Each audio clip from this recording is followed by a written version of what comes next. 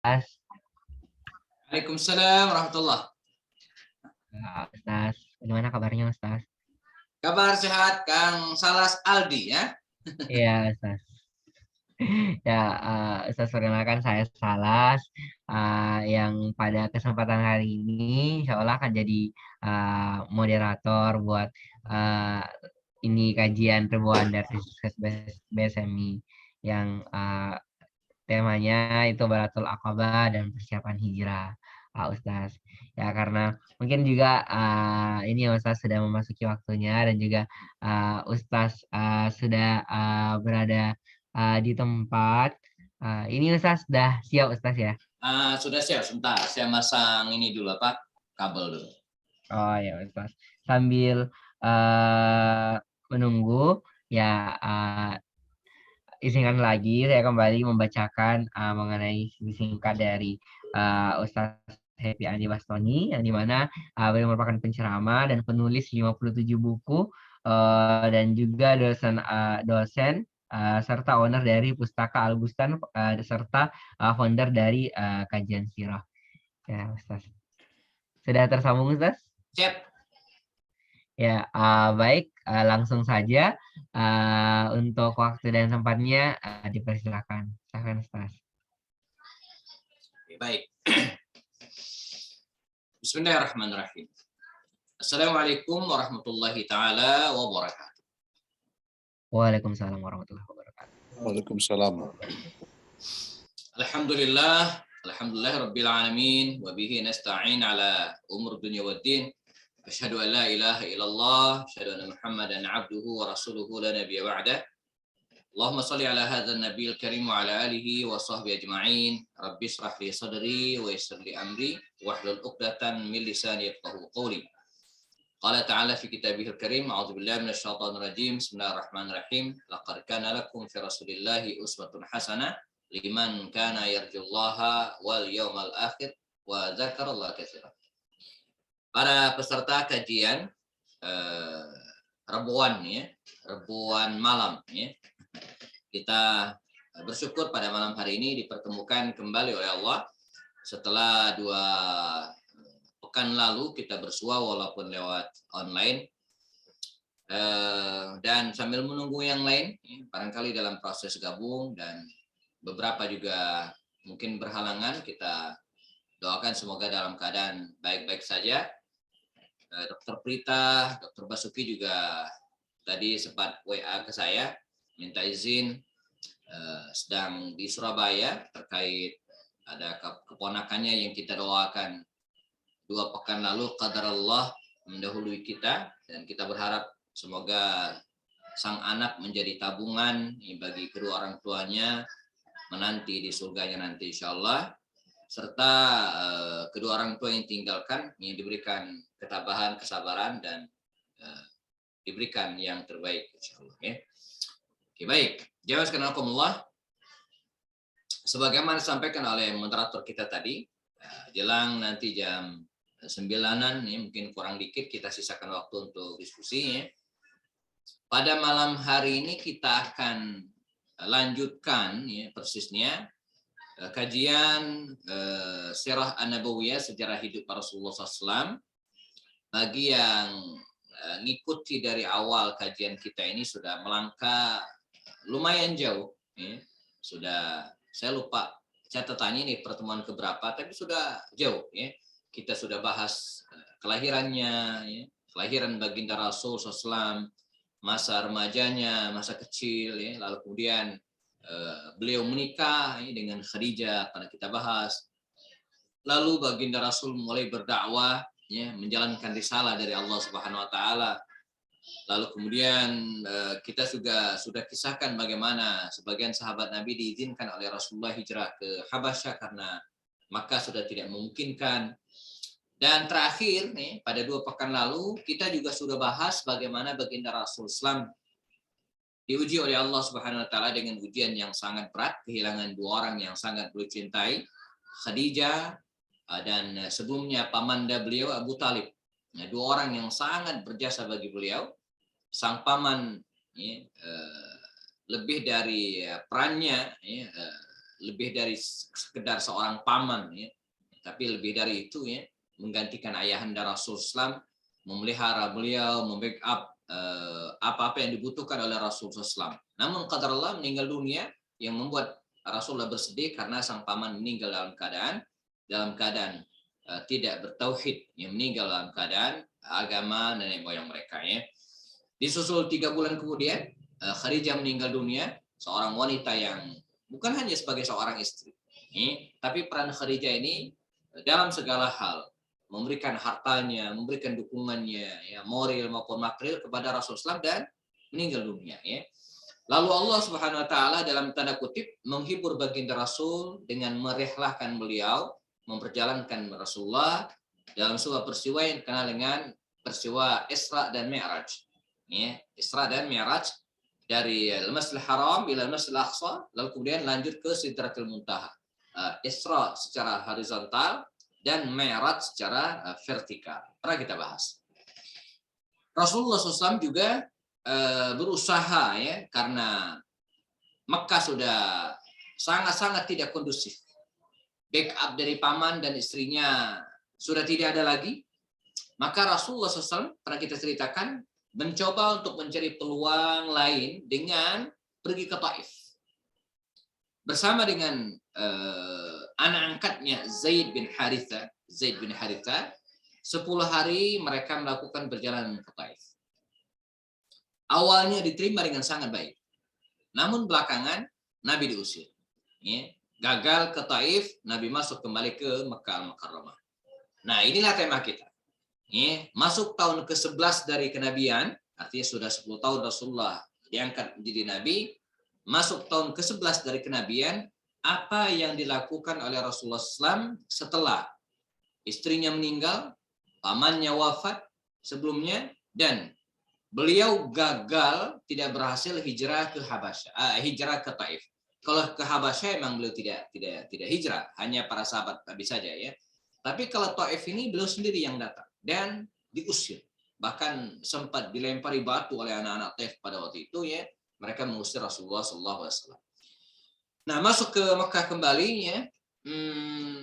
Ibarat air jamaah, ibarat air, maka dakwah itu harus terus mengalir. Demikianlah seyogyanya ya. Jadi ketika gagal berdakwah ke Taif, maka baginda Rasulullah mencari peluang ya, mencari kesempatan untuk mendakwahi beberapa kabilah baik personal maupun secara grouping gitu ya kira-kira ya, yang datang ke Mekah atau sekitar Mekah. Nah, ini dilakukan oleh Rasulullah. Dan ini dilatari oleh beberapa poin. Ya. Pertama, Mekah sudah tidak dapat dijadikan sebagai pusat kegiatan dakwah Rasulullah. Karena pamannya meninggal dan istri juga sudah wafat, ya, praktis ada paman Nabi yang lain semisal Abbas, ya, tapi Abbas juga tidak semaksimal Abu Talib perannya. Ya. Ini bukan berarti mengecilkan peran Abbas bin Abdul Muttalib, tapi dia tidak sebesar peran Abdul Muttalib, paman Abu Talib. Ya. Ada paman Rasul yang lain namanya siapa Hamzah bin Abdul Muttalib. Ini luar biasa, tapi lagi-lagi tidak sebesar peran yang diberikan oleh Abu Talib. Walaupun Hamzah ini sudah masuk Islam. Karena dari aspek senioritas, Hamzah itu kan hanya 3 atau 4 tahun lebih tua dari Rasulullah. Jadi tidak jauh gitu kan. Yang kedua, Nabi gagal dakwah ke Taif. Tadi saya jelaskan. Nah, yang ketiga, ya, Rasulullah SAW memanfaatkan momentum ya, musim haji yang waktu itu pada bulan-bulan Zulqa'dah, Zulhijjah, orang-orang dari berbagai wilayah itu datang ke Mekah untuk melaksanakan ritual ibadah haji versi mereka pada waktu itu. Makanya dalam konteks dakwah, saya dari tahun 2000 barangkali sampai sekarang fokus ya aktivitas gitu kan, lebih banyak kepada mengisi kajian-kajian, ceramah, lalu kemudian mengisi taklim baik online ataupun offline. Ada yang disebut dengan strategi. strategi dakwah. Nah, di antaranya adalah memanfaatkan peluang, memanfaatkan peristiwa. Ya. Makanya di kita, di Indonesia, peringatan Isra Mi'raj itu memang tidak ada dalilnya. Nabi tak pernah melaksanakan. Maulid Nabi juga demikian. Sepanjang hayat Rasulullah, para sahabat, dan ulama-ulama terkemuka pada awal-awal, nggak pernah melaksanakan Maulid Nabi. Maulid Nabi itu kan baru dilaksanakan di era-era akhir pemerintahan Bani Abbas. Ya. Jadi udah abad ke-5, abad ke-6 Hijriah, itu jauh banget. Jauh setelah Rasul wafat. 3-4 generasi pertama sudah meninggal gitu ya. Atau ada lagi peringatan nuzulul Quran ya, dan seterusnya. Ini nggak ada, nggak dilaksanakan oleh Rasulullah ya. Tapi kita manfaatkan. Nah, ini disebut dengan memanfaatkan peristiwa, memanfaatkan momentum. Sebagaimana Rasulullah dulu juga memanfaatkan momentum, memanfaatkan ya, musim haji di mana orang-orang datang ke Mekah dan diajak, digunakan peluang itu oleh Rasul untuk berdakwah. Nah, ya jadi makanya di kita banyak Maulid Nabi, bid'ah, Isra Mi'raj. Iya, emang secara bahasa emang tidak pernah dilaksanakan Rasulullah. Sebagaimana juga peringatan 17 Agustus juga bid'ah, peringatan Hari Ibu juga bid'ah, peringatan Hari Kartini ya semua bid'ah. Dari aspek bahasa. Tapi kalau kita lihat dari sisi positifnya gitu kan, bagaimana Nabi juga memanfaatkan momentum pada waktu itu, ya, maka saya kira ini asal acaranya baik-baik saja, nggak neko-neko ya, sekedar memanfaatkan ya momentum peluang ya. Yang keempat, meraba peluang adanya pendukung untuk mencari markas dakwah di luar Mekah. Jadi Nabi melihat Mekah tidak kondusif, maka melalui kabilah-kabilah tersebut Nabi mencari peluang. Siapa, kemana kira-kira tempat yang cocok kalau bahasa Medannya itu ya, yang nanti ketemu Madinah. Ya, dari kalau ke mana, ke Habasya, Ethiopia, Afrika kejauhan, ya, ke Yaman belum kondusif, Taif gagal, akhirnya Nabi ketemu ke Madinah. Nah, bagaimana Nabi bisa hijrah ke Madinah nanti kita akan bahas insyaallah ya. Dan yang paling penting ya, rumusnya dakwah tidak boleh berhenti hanya karena penolakan di satu tempat. Dakwah seperti air yang mengalir, ya, dia akan turun terus ke tempat yang rendah, maka tidak ada boleh yang menghalangi. Kalau ibarat air sungai tersebut gitu kan, di depannya ada batu besar, maka dia akan naik ke atas. Kalau di depannya ada jaring, maka dia akan menelusur di antara celah-celah jaring tersebut. Ya, begitulah dakwah.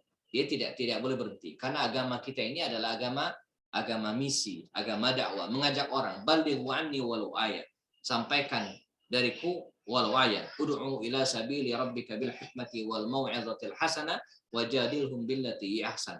Ud'u, ajaklah orang, ajak ya. Tapi ingat bil hikmah, ya, dengan cara yang bijak, enggak boleh maksa. Tugas kita menyampaikan kebenaran, tugas kita mengajak orang untuk mendekati agama ini, mencintai agama ini, mempelajari agama ini, tapi tidak ada paksaan, la ikraha fiddin. Enggak boleh maksa orang, tapi tugas kita menyampaikan, mengajak saja. Ya, soal mereka nerima, yes, kalau enggak biarin. Ya, jadi urusan mereka. Yang penting tugas kita adalah mengajak. Ya. Bahkan Rasul juga demikian. Ya, tugas para Rasul itu ya menyampaikan. Sisanya kita tidak bisa memaksa orang. Enggak boleh misalnya ngambil pedang, terus ayo lu masuk Islam enggak boleh. Tidak ya. Atau paksa dengan enggak. Tapi mengajak, yes. Ya, okay, baik. Nah, kabilah mana saja yang diajak oleh Rasulullah? Ada beberapa kabilah catat sejarah. Pertama ada namanya kabilah Bani Kilab, jemaah. Baginda Rasul mendatangi kabilah ini, ya, mengajak mereka dengan baik-baik. Namun Bani Kilab ini menolak ajakan Rasul. Mereka tidak bersedia. Nabi juga sempat mendatangi kabilah Bani Hanifah. Ini kabilah besar, ya, tinggal di daerah Yamama. Ya. Andai Rasulullah berhasil mengajak kabilah ini, wah, dahsyat, luar biasa. Maka Bani Hanifah didatangi, namun mereka juga menolak. Bahkan dari Bani Hanifah ini belakangan muncul seorang tokoh yang terkenal dan menjadi catatan sejarah tersendiri, namanya Musailamah al-Kadzdzab, nabi palsu. Nanti kita akan ceritakan selepas wafatnya Rasulullah. Ya. Jadi dari kabilah Bani Hanifah ini. Tapi ingat, Ada beberapa orang sahabat juga dari kabilah Bani Hanifah ini belakangan masuk Islam secara personal. Namanya Sumama bin Usal al-Hanafi. Ada juga ya. Amir bin Sa'sa'ah, ini juga salah satu tokoh yang diajak oleh baginda Rasul. Nabi mendatangi kabilah ini, kabilah Bani Amir bin Sa'sa'ah. Dan awalnya mereka itu mau menerima dakwah Rasulullah, bergabung dengan gerbong Rasulullah SAW. Tapi dengan syarat. Ya. Kata dia, ya Muhammad, katanya, baik, kami akan pikirkan, mungkin bisa bergabung dengan Anda. Tapi ini masalah kekuasaan. Nah, mereka berpikir ke situ ya. Kita bagi dua. Kata Rasul, al-mulku lillah. Qulillahumma malikul mulki tu'til mulka man tasya wa tanzi'ul mulka mimman tasya. Udah. Kekuasaan itu milik Allah. Saya enggak berhak membagi-bagi, enggak. Dan pada akhirnya mentok. Ya, gagal. Rasulullah mendakwahi kabilah namanya kabilah Bani Syaiban jemaah. Ditemani oleh Abu Bakar As-Siddiq dan Ali bin Abi Thalib, Nabi mendatangi kabilah Bani Syaiban ini. Di antara tokoh mereka ada namanya Maghruk, ada Hani, ada Musni, dan Nu'man bin Syarif. Dan Rasulullah sengaja mengajak Abu Bakar dan Ali untuk mendebat dalam tanda kutip, mengajak mereka dan bila perlu mendebat pembicaraan mereka. Dan awalnya menarik, artinya mereka sepertinya tertarik dengan ajakan baginda Rasul untuk masuk Islam. Pada akhirnya mereka minta waktu untuk berpikir. Dan ketika mereka mengutarakan bahwa bagaimana kalau nanti kita menjadi penguasa besar, apakah Anda atau bagaimana Anda menyikapi dua kerajaan besar, Persia dan Romawi? Mereka menyebut Yamama was Samama. Yamama ini julukan untuk Persia, Samama ini untuk julukan untuk Romawi. Ini kalimat mereka. Maka kata Rasul, agama ini akan menjadi rahmatan lil alamin. Dia akan mewarnai seluruh dunia, termasuk Persia, Romawi. Dan mereka menolak. Artinya kami tidak berani melawan dua kekuasaan tersebut. Dan pada akhirnya Nabi memutuskan untuk menolak kemungkinan bantuan dari mereka. Nah, gagal mendekati beberapa tokoh tersebut secara kabilah, Rasulullah mulai menawarkan Islam ini kepada personal-personal. Nah, ini pelajaran ya. Makanya kalau kita lihat kegigihan Rasulullah itu luar biasa. Kesabaran dalam berdakwah beliau luar biasa. Tidak pernah kenal henti dan selalu mencari peluang. Tidak pernah kenal rasa lelah, capek gitu ya. Dan terus berusaha. Suwaid bin Samit. Ini salah satu anak muda yang berhasil oleh Rasul diajak masuk Islam. Suwaid bin Samit. Siapa dia? Suwaid bin Samit ini jamaah, dia berasal dari Yathrib, Madinah. Cikal bakal hijrah Rasulullah ke Madinah. Di Madinah waktu itu namanya Yathrib. Yathrib itu nama asli kota Madinah. Ketika Nabi datang ke kota itu, maka dijuluki dengan Madinatul Rasul atau Madinatul An-Nabi. Dan ditakrifkan dengan Al-Madinah. Kota Al-Madinah. Itulah bedanya dengan Mekah. Mekah itu asli. Maka Makkah bukan Al-Makkah tapi Makkah. Sudah masuk isim alam dalam tata bahasa Arab. Dia seorang penyair yang cerdas, pemuda terkemuka dari Yathrib, dijuluki dengan Al-Kamil. Karena kesempurnaan ilmunya, ketampanan rupanya. Dan dia masuk Islam. Datang ke Mekah pada musim haji tahun ke-11 kenabian dan dia pun masuk Islam.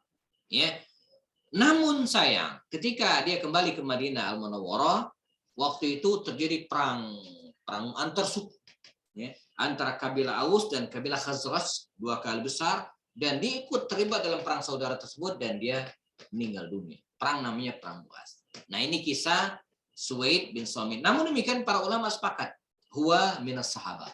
Dia termasuk generasi sahabat atau sudah masuk Islam. Iyas bin Mu'adz. Dia seorang pemuda juga dari Yathrib. Datang bersama dengan kabilahnya Aus dan ketemu dengan Rasulullah SAW lalu kemudian jelaskan tentang Islam, dan dia pun menerima Islam. Sama seperti Suhaib bin Samit ketika kembali ke Yathrib, ya, dia pun meninggal dunia karena perang saudara tersebut. Dan beberapa riwayat mengatakan sempat terdengar di Madinah dia bertasbih, bertahmid, ya, bertakbir dan bertahlil memuji Allah Subhanahu wa taala sebagai bukti bahwa dia sudah masuk Islam, ya. Sahabat Nabi yang terkemuka juga jemaah namanya Abu Dzar Al-Ghifari. Abu Dzar Al-Ghifari. Ini menarik. Abu Dzar Al-Ghifari ini profesi awalnya perampok. Jadi kerjaannya atau penghidupannya dari ngerampok. Jadi setiap kali ada orang yang datang dari wilayahnya gitu kan, maaf, melewati perbatasan tempat tinggalnya, kabilahnya, maka dia kenai fee. Makanya begini, disebut dengan al-maks, ya. Pajak perbatasan. Ya, dan itu gede semau-maunya dia. Maka pada awal-awal dakwah, ya, bahkan di masa Abu Bakar, Rasulullah sendiri, Nabi itu sempat melarang al-maks. Jadi mohon maaf, hari ini masih ada beberapa ustadz yang mengharamkan bea cukai. Ya. Karena dalilnya Rasulullah pernah melarang. Nahar Rasul anil maks. Rasul melarang dari cukai, bea cukai. Jadi ketika ada orang lewat suatu tempat, misalnya seperti kita lah, datang misalnya barang dari Jepang masuk ke Indonesia, misalnya, maka dia harus kenakan pajak, bea cukai. Ya. Nah, itu ternyata pada masa jahiliyah juga pernah ada, maka Nabi melarang. Ya. Tapi di masa Umar bin Khattab dihidupkan lagi itu. Tapi beda. Ya. Jadi kalau bea cukai, ya, atau pajak apa namanya kalau lewat, ya, bea cukai, ya. Dulu di masa jahiliyah itu untuk kabilah tersebut, untuk premannya gitu kan. Nah kalau bea cukai kita kan tidak, dipungut, ya, dari luar, misalnya ada barang yang masuk diambil berapa persen, nggak tahu berapa persen pajaknya, saya nggak paham, ya. Nah itu untuk negara. Nah, soal ada oknum yang nilap, itu oknum, nggak bisa digeneralkan, gitu kan. Jadi ini saya termasuk orang yang berpaham tentang bolehnya bea cukai ini, ya. Walaupun ada ustadz yang mengatakan nggak boleh, haram. Nabi pernah mengharamkan, gitu, ya. Karena kasusnya berbeda. Nah, Abu Dzar ini jamaah itu jobnya, pekerjaannya itu pada awalnya. Setiap kali ada yang lewat dipaksa untuk mengeluarkan fee, bayaran, ya. Jadi jatah preman, japrem, ya, jatah preman begitu kira-kira, ya. Nah, yang tinggal di pinggiran kota Madinah Al-Munawwarah, suatu saat dia mendengar dari beberapa orang yang dia palak, mungkin diambil, ya, bahwa di Mekah, ya, sedang heboh. Ada seorang laki-laki mengaku dirinya Nabi. Wah, ini berita bagi seorang Abu Dzar Al-Ghifari. Maka dia mengutus saudaranya, ya, pergi ke Mekah menyerap kabar, dan betul. Seorang laki-laki bernama Muhammad SAW mengaku dirinya menjadi Nabi dan bikin heboh Mekah. Maka dia sendiri jamaah akhirnya datang ke Mekah. Datang ke Mekah, langsung ke Ka'bah, tawaf, sebagaimana kebiasaan bangsa Arab pada waktu itu. Dan setelah tawaf keliling Ka'bah, dia duduk, ini di salah satu pojokan sebelah Ka'bah itu diduduk, ya. Ingin mendapatkan informasi tentang keberadaan Nabi akhir zaman ini, ya, Rasulullah, ya. Dia ingin tahu, ya. Dan qadarullah, takdir Allah, di sampingnya ada seorang anak muda, Ali bin Abi Thalib, ya. Kata dia, anak muda, saya dengar di kota Anda ini, Mekah ini, sedang heboh. Ada seorang pemuda, seorang laki-laki, yaz'umu annahu nabi, yang ngaku dirinya Nabi. Benar nggak? Kata Ali bin, untung yang dia tanya Ali. Saya nggak bayang tuh kalau yang ditanya misalnya Abu Jahal, wah ceritanya panjang gitu, ya. Pasti dia akan menjelek-jelekkan Rasulullah. Ini enggak, Ali yang cerita, yang ditemui, ya. Kata Ali, betul, ya. Kalau begitu, ya, pertemukan saya dengan orang itu, ya. Dan singkat cerita bertemulah Abu Dzar Al-Ghifari ini dengan Rasulullah. Nabi pun menjelaskan tentang Islam, terjadi dialog, pada akhirnya dia memeluk Islam. Setelah dia masuk Islam, Abu Dzar Al-Ghifari, ya, Tidak seperti yang lainnya. Kalau yang lainnya menyembunyikan keislamannya, seperti Suwaid, Iyas bin Mu'az, jadi disembunyikan. Ini enggak. Dia malah berdiri di depan depan Ka'bah, berseru ke khalayak ramai. Wa ayyuhal ya masyarakat Quraisy, kata orang Quraisy. Isyhadu, saksikanlah ya, anni qad aslamtu, saya sudah masuk Islam. Ya, asyhadu an la ilaha illallah wa asyhadu anna Muhammadar Rasulullah. Akhirnya jamaah dia dikepung, dipukuli, digebukin, hampir mati. Untunglah datang Abbas bin Abdul Muthalib, melihat keadaan demikian, mereka dilerai dan diingatkan oleh Abbas bahwa ini orang Abu Dzar Al-Ghifari. Kalau sampai dia kita bunuh, wah bisa celaka. Perjalanan bisnis kita menuju ke Syam pasti akan melewati kampungnya. Ya, pasti kita akan diperangi oleh kabilah tersebut. Ya, maka dilepaskanlah dan akhirnya Abu Dzar Al-Ghifari ini kembali ke kaumnya, lalu kemudian mengajak kaumnya masuk Islam, maka berbondong-bondonglah kaumnya masuk Islam. Ketika Nabi hijrah ke Madinah, nanti dia ikut juga hijrah ke Madinah Al-Munawwarah. Ini kisah Abu Dzar masuk Islam. Sosok lain yang tak kalah menarik adalah At-Tufail bin Amr Ad-Dawsi. At-Tufail bin Amr Ad-Dawsi. Ini sahabat Rasulullah yang luar biasa keislamannya dan ada kemiripan dengan kondisi hari ini. Bagaimana?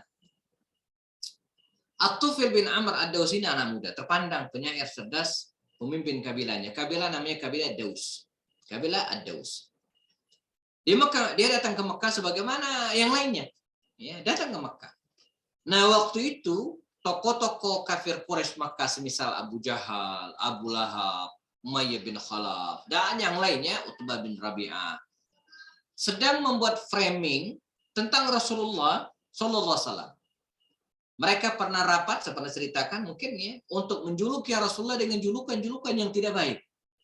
Ya, ini salah satu cara mereka mencegah dakwah Rasulullah agar tidak tersebar.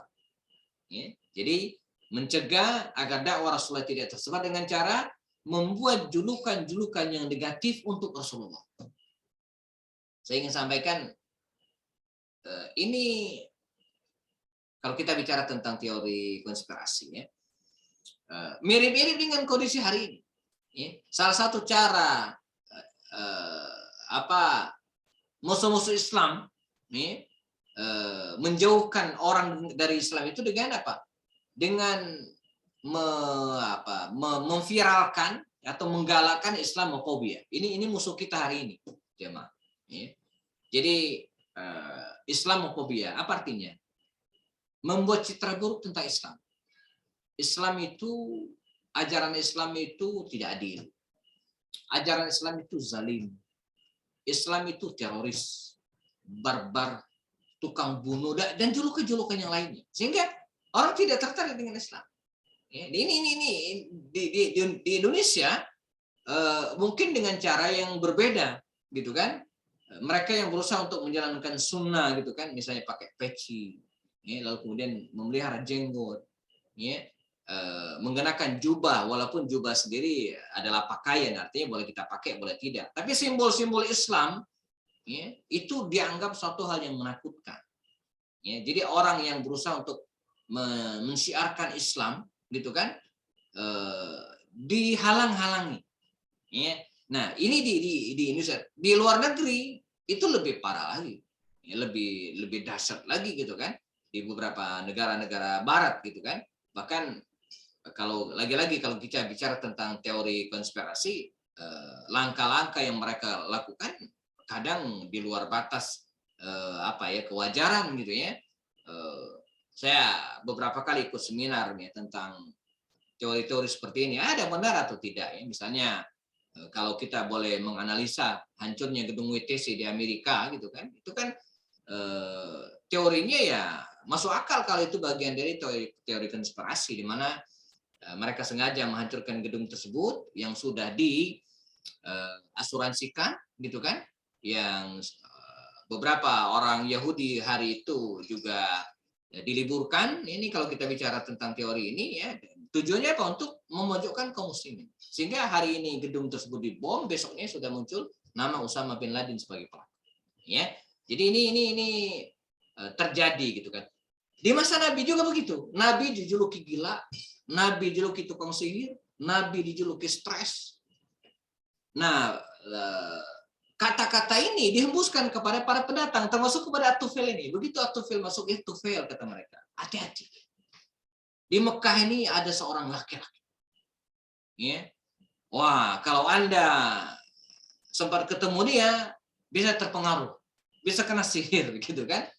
Nih itu saking termakan isunya isu ini, At-Tufail bin Amr itu dikisahkan dia ngambil ini Bu, ibu sekalian, ngambil kapas gitu kan, ditutupin telinganya, persis seperti umat Nabi Nuh dulu ketika didakwai oleh kaumnya. Nabi Nuh itu kan ketika mendakwai kaumnya, apa yang mereka lakukan? Yaj'aluna asabi'ahum fi azanihim, mereka begini, nggak mau dengar, nggak mau dengar dakwah para nabi ya. Nah, At-Tufail bin Amr juga masukin kapas ya. Wadu al-qatna, dia masukkan al-qatan ya. Katan itu bahasa Arab. Sudah jadi bahasa Indonesia jadi cotton bed. Kapas artinya ditutupin. Tapi lama-kelamaan dia mikir juga. Dalam hati mengatakan, betapa bodohnya saya katanya. Saya kan orang terpandang. Kalau bahasa kita hari ini orang berpendidikan gitu kan, pasti bisa bedain mana orang gila, mana orang stres, mana orang tukang sihir, mana saya bisa bedain.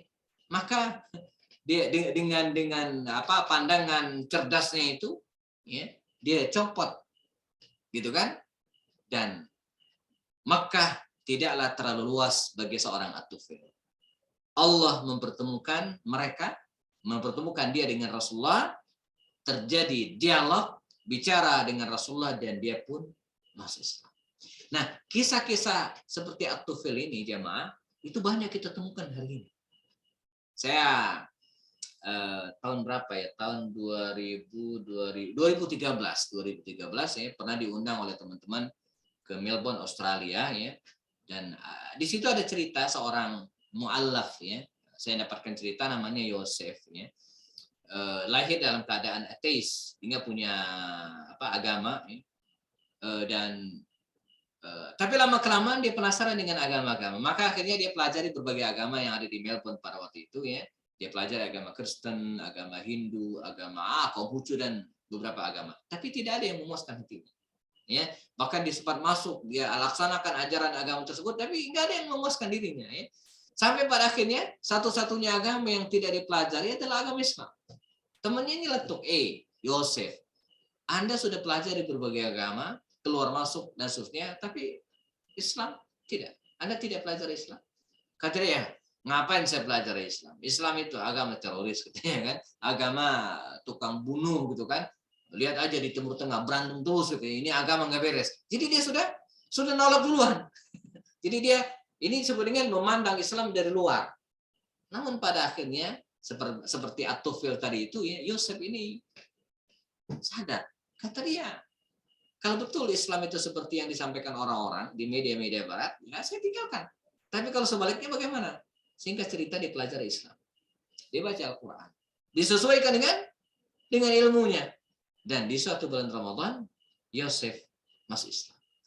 Ya, makanya saya ingin menjamin para ibu dan jamaah sekalian ya, siapapun yang pelajari Islam dengan objektif apa adanya, jangan tendensius, fair, maka insya Allah Anda akan menemukan hidayah. Apapun latar belakang, ya, mau dokter, mau ahli bahasa, mau astronomi, pakar astronomi, mau psikologi, ahli psikologi, ya, seorang psikolog atau psikiater sekalipun, ya, pelajari Islam dari bidang ilmu Anda, maka insya Allah dengan izin Allah Anda akan menemukan kebenaran. Karena kebenaran Islam itu ya bisa dicerna oleh akal. Ya, al-Islam itu untuk orang-orang yang cerdas. Makanya Abu Jahal itu dia bukan secara ilmu pengetahuan, dia bukan orang yang tidak cerdas. Tapi mengapa disebut dengan Abu Jahal? Karena kecerdasannya tidak bisa menerima Islam. Jadi orang yang tidak cerdas itu ketika dia batarul haq, dia menolak kebenaran, padahal itu benar. Ya. Baik, ini cerita tentang At-Tufail bin Amr Ad-Dawsi.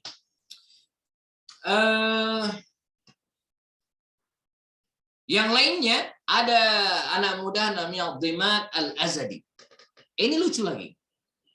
Dhimat Al-Azadi dari Yaman. Kalau tadi dari Kalau Abu Dzar Al-Ghifari dari Yathrib, pinggiran kota Yathrib, ya, Iyas bin Mu'ad, Suwaid, As-Samit, seterusnya itu dari Madinah.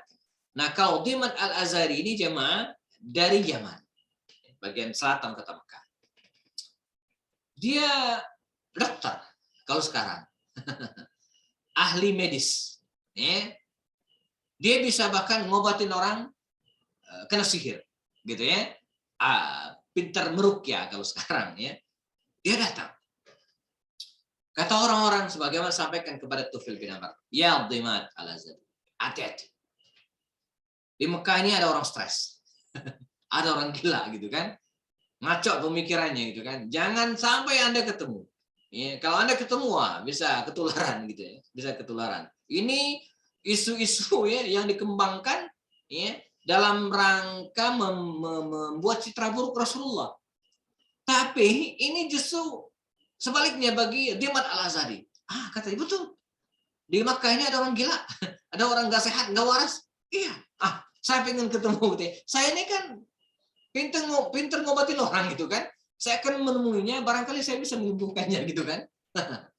Dan singkat cerita, dia ketemulah dengan Rasulullah, ya, dan dialog, bicara. Dia mengatakan, ini orang tidak gila, ini orang tidak stres, ini orang waras. Ya. Pada akhirnya dia pun akhirnya memeluk Islam. Ya. Ini begitulah hidayah. Maka jamaah, ibu sekalian dan jamaah, kalau kita bicara tentang hidayah itu luas. Hidayah itu unik. Hidayah itu dia bisa datang seperti datangnya hidayah kepada Umar. Ketika Umar sedang membenci Islam. Hidayah mungkin bisa datang seperti menjumpai Salman Al-Farisi. Kita akan suatu saat ketemu dengan Salman Al-Farisi. Di mana dia mencari kebenaran itu. Jadi cari. Ya. Di beberapa negara Eropa mungkin kita ketemu dengan orang-orang seperti ini. Dia cari, dia pelajari. Dan kemudian mendapatkan. Ya. Hidayah mungkin menghampiri orang yang sedang dalam keadaan punya masalah yang besar. Saya menemukan banyak hal-hal seperti ini. Ada orang yang ditimpa musibah berkali-kali, orang terdekat yang meninggal. Akhirnya apa? Justru yang menyadarkannya tentang kewajibannya sebagai seorang muslim. Ini kan hidayah juga. Saya 2 atau 3 tahun Ramadan sebelum pandemi ketemu dengan seorang anak muda, supir, driver online. Waktu itu mobil saya sedang di bengkel ya. Jadi saya ke Jakarta pakai pakai taksi online ya. Dan penampilan saya dari rumah sudah kostum ustadz ya, pakai peci dan pakai koko ya. Begitu saya masuk ke mobilnya ini, karena dilihat saya pandang penampilan saya udah ustadz, pengen ngisi kajian di Mall Casablanca Jakarta ya. Kemudian dia ngobrol, katanya saya juga cerita tentang kerjaan saya. Lalu anak muda ini yang usianya waktu itu mungkin belum 30 tahun, 20 tahun sekian lah ya. Dia cerita bahwa dia baru sadar, baru insaf. Beberapa bulan sebelumnya ya, hidupnya nggak jelas. Dia cerita kalau orang lain malam Idul Fitri itu takbiran, ya, membesarkan Allah, beliau mabuk-mabukan. Ya, jangankan sholat, puasa enggak pernah dilakukan. Sampai suatu saat dia pulang ke rumahnya ke Bandung, rumahnya di Bandung, pergi ke sebuah mall, kepleset. Jadi ada unggakan di mall tersebut, mungkin tangga begitu, kepleset, jatuh dan pinggangnya yang kena. Berbulan-bulan gitu kan, sampai dirawat di rumah sakit tidak berhasil sembuh. Hampir kata dia, hampir sekarat saya Ustaz katanya. Nah, dalam kondisi seperti itu kemudian dia sadar bahwa perbuatannya selama ini keliru dan pelan terus ya, ketika kesehatannya memulih, dia memutuskan profesi lamanya dan ya, beralih ke profesi yang baru sebagai driver. Dan dimanapun saya bisa sholat, dia berpuasa. Jadi hidayah begitu, menghampiri orang ketika dalam kondisi diuji sedemikian ujian. Ada juga yang mendapatkan hidayah ketika diberikan rezeki oleh Allah Subhanahu Wa Taala. Ada. Nah, Dimat Al-Azhari yang hidayah menghampiri dengan cara demikian. Terakhir, kalau tadi kita bicara tentang tokoh-tokoh yang masuk Islam dengan berbagai caranya. Nah, di antara sekian banyak orang itu ada beberapa orang pemuda dari Madinah, Yathrib. 6 orang pemuda. Mereka adalah As'ad bin Zarara, Auf bin Haris, Rafi' bin Malik, Khutbah bin Amir, Uqbah bin Amir, dan Jabir bin Abdullah bin Amir.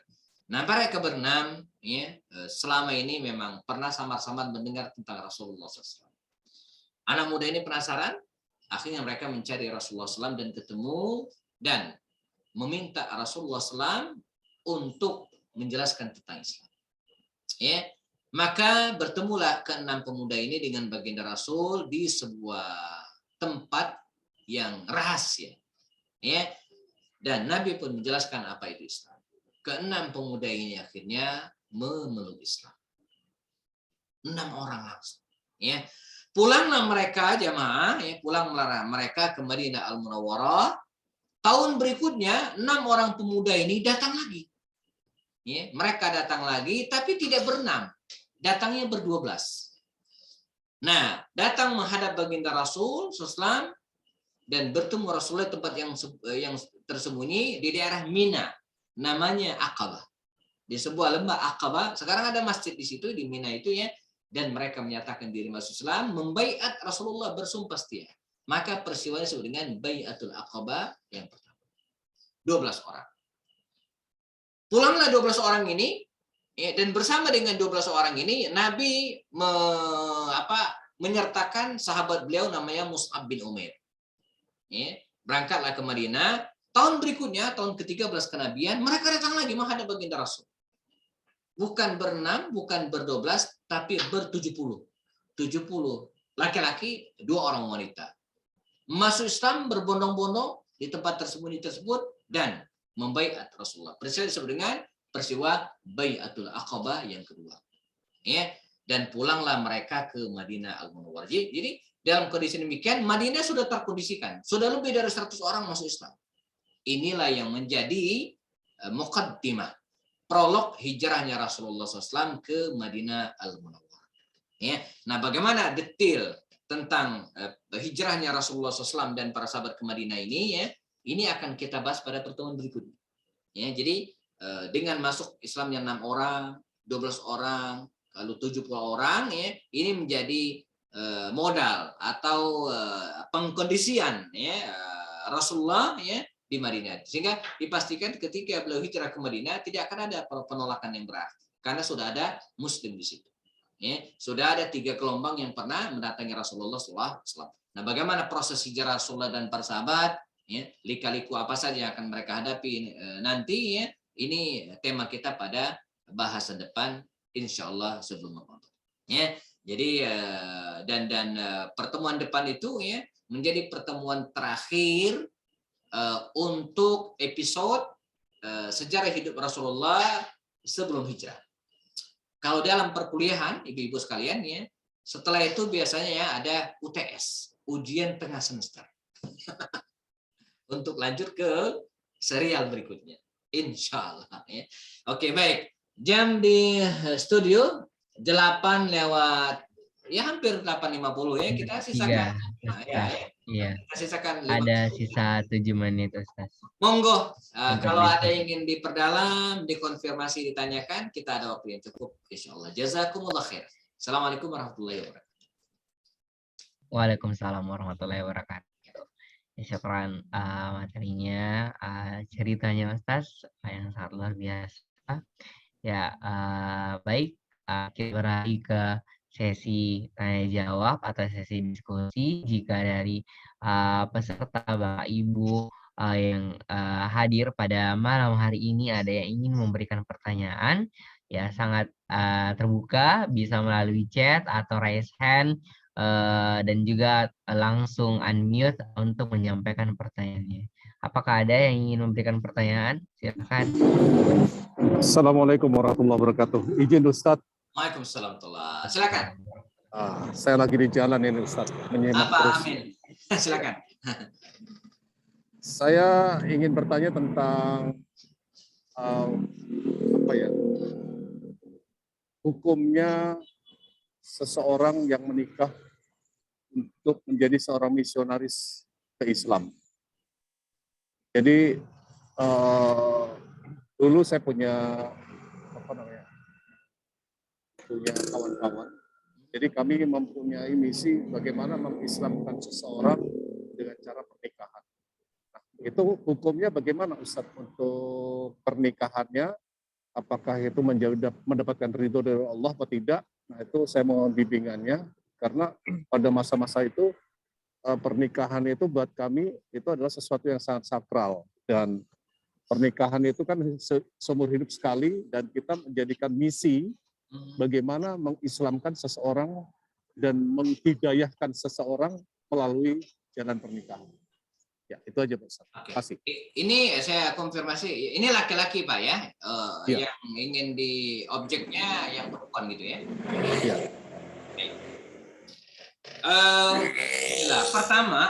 Pertama, kalau kita bicara bahkan masuknya Islam ke Nusantara, ini menarik.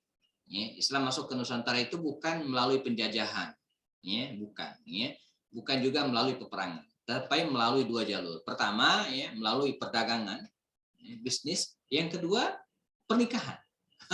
Jadi para dai-dai muda dari luar itu yang mereka datang ke sini menikah dengan orang-orang lokal, dengan orang-orang setempat, gitu ya. Yang sebagian belum masuk Islam dan sebagian sudah masuk Islam. Jadi diislamkan dulu baru nikah. Tapi ada juga yang tadi itu tidak, gitu kan. Nah, karena itu dalam hal ini secara hukum fikih gitu kan, para ulama menjelaskan menikahi wanita yang bukan muslimah, wahiyya min ahli kitab, apalagi dari ahli kitab Yahudi dan Nasrani, secara hukum fikih dulu ya, saya belum bicara konteks hukum positif di Indonesia, itu boleh, sah, ya, dan tidak sebaliknya. Ya, jadi kalau perempuannya muslimah, laki-lakinya non muslim, ini nggak boleh. Tapi kalau sebaliknya dibolehkan, ya, dengan harapan kendali itu berada di pihak laki-laki. Jadi kalau dia macam-macam, maka dia bisa mengendalikan karena dia sebagai pemimpin dalam rumah tangga, gitu ya. Ini hukum fikih. Nah, di Indonesia enggak. Nah, sepengetahuan saya sampai hari ini ya, tetap belum saya ingin menggunakan tidak atau belum ya, tidak lah ya, tetap tidak diperkenankan menikah beda agama. Itu nggak boleh di Indonesia. Apapun. Hindu, Buddha, Hindu, Muslim, Kristen, enggak. Dia harus satu agama. Ya, hukum positif di Indonesia. Saya nggak tahu kalau sudah ada perubahan. Ini yang saya pahami dari Undang-Undang Pernikahan tahun 1971 sampai sekarang belum diubah. Ya. Tapi dalam misi dakwah tadi disampaikan, dan kalau kita yakin bahwa akan berhasil, maka dalam konteks hukum fikih dan tidak disahkan secara hukum positif, ya boleh-boleh saja. Tapi secara hukum positif nggak boleh. Sepengetahuan saya, mohon maaf kalau jamaah sekalian sini ada yang update info terkini gitu kan. Makanya kalau ada yang menikah beda agama di Indonesia, itu mesti nikahnya pertama bisa jadi dia nipu. Ya. Jadi secara di atas kertas agama yang disamain gitu kan, padahal faktanya enggak. Atau mungkin dia menikah di luar negeri, bisa jadi, gitu kan, bisa ya. Ini jawabannya. Jadi secara hukum fikih boleh, dalam konteks misi dakwah juga sangat-sangat dibolehkan, apalagi yakin bahwa akan berhasil, boleh sah gitu ya. Nah, Utsman bin Affan itu ketika menikah dengan Naila bintil Farafisa, ya, ada istrinya namanya Naila bintil Farafisa, seorang istri yang waktu itu beragama Nasrani, Kristen, ya, dinikahi dan non Muslim pada waktu itu, dia belum masuk Islam, akhirnya masuk Islam. Bahkan ketika Sayyidina Utsman terbunuh, yang mendampingi beliau itu Naila bintil Farafisa, yang dulunya Kristen, menikah dengan Utsman, akhirnya masuk Islam. Begitu Pak Amin ya, semoga bisa memberikan pencerahan. Yang kedua, Kang Aldi ada dari IIN. Ada Ustaz pertanyaan di chat tuh Ustaz. Oke. Mungkin satu lagi Ustaz ya, sebelum diakhiri. Silakan. Ya, tadi pertanyaan dari Teh IIN Parlina. Jadi Ustaz mungkin hukum untuk memperingati Maulid Nabi Muhammad menurut Ustaz gimana Ustaz?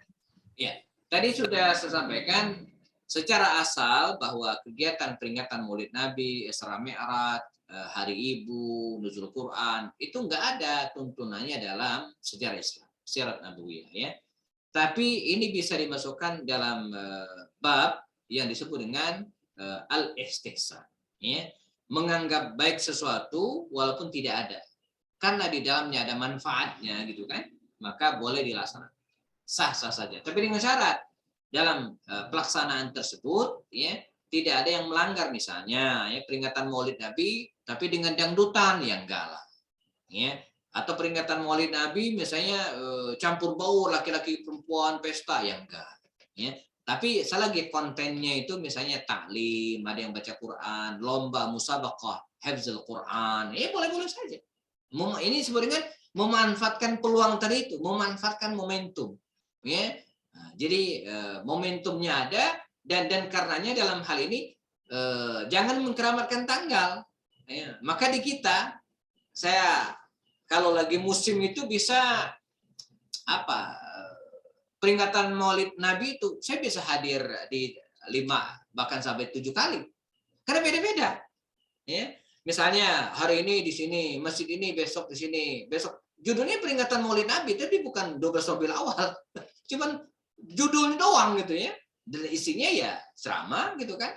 Lalu kemudian kalaupun makan-makan tidak terlalu banyak, sudah selesai. Ya. Jadi malah di Bogor ini ada masjid, saya nggak sebutkan namanya ya. Mereka tidak pernah mengharamkan peringatan Maulid Nabi gitu kan. Maaf, ya mereka tidak pernah mengharamkan, tapi tidak pernah juga melaksanakan. Nah, jadi mengharamkan tidak, melaksanakan tidak. Saya tanya, kenapa Anda tidak melaksanakan? Ya nggak perlu, karena kita setiap bulan sudah ada kajian sero dengan Ustaz Happy katanya. Jadi itu sudah peringatan Maulid Nabi katanya. Tapi mereka tidak pernah mengharamkan, tapi tidak pernah melaksanakan. Satu lagi ini saya komentarin saja ya dari Tommy ya. Apakah zakat itu sama dengan pajak? Beda. Zakat beda dengan pajak. Ya. Zakat itu ya, apalagi zakat mal itu ada apa namanya? Ada ukurannya, ukuran minimalnya. Seseorang baru wajib zakat kalau ya dia punya uang senilai 85 gram emas. Ya. Ngendon nggak kepake selama setahun, baru wajib zakat. Jadi kalau cuma 10 juta nggak wajib zakat. Tapi kalau pajak, enggak ya. Teman-teman beli odol di market itu udah kena pajak itu. Walaupun harganya cuma 20.000 gitu. Lihat, makan di restoran di print billingnya tagihannya pajak 10%, makannya cuma 75.000. Nah, ini beda. Jadi kalau pajak dengan zakat itu suatu hal yang berbeda. Tapi di Indonesia zakat itu bisa menjadi faktor pengurang pajak. Sudah ada undang-undangnya gitu ya. Jadi misalnya uang kita 100 juta gitu kan, dan setahun bayar pajak. Pajaknya 100 juta itu kalau 2,5% berarti 2,5 juta. Berarti uang kita tinggal 97 sekian juta. Nah, jadi pajaknya dari 97 ini yang kita pajak. Jadi bisa menjadi pengurang pajak. Ya, dengan syarat bayar pajaknya di lembaga-lembaga resmi. Jadi ada kwitansi dan sebagainya. Ini di Indonesia, tapi dia suatu hal yang beda. Jadi tidak bisa ada orang sudah bayar zakat kemudian nggak bayar pajak, nggak bisa. Atau udah bayar pajak, saya udah bayar pajak terus nggak usah zakat lagi, enggak. Dia suatu hal yang berbeda. Wallahu a'lam. Ustaz. Kepada penanya mungkin sudah jelas ya. Ya baik. Mungkin ya berhubung waktu juga Ustaz, sekarang sudah menunjukkan jam 21:03.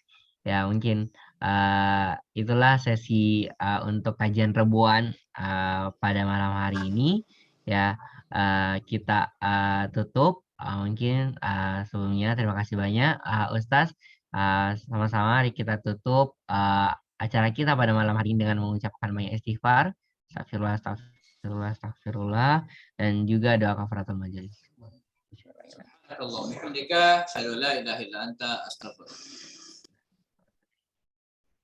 Sekian lebih dan kurangnya mohon dimaafkan. Wassalamualaikum warahmatullahi wabarakatuh. Waalaikumsalam warahmatullahi wabarakatuh. Terima kasih Pak Ustaz. Sama-sama Bu In, Kang Salas, Aldi, yang lainnya Pak Amin. Assalamualaikum. Waalaikumsalam warahmatullahi wabarakatuh. Syukran Ustaz. Izin lihat. Assalamualaikum.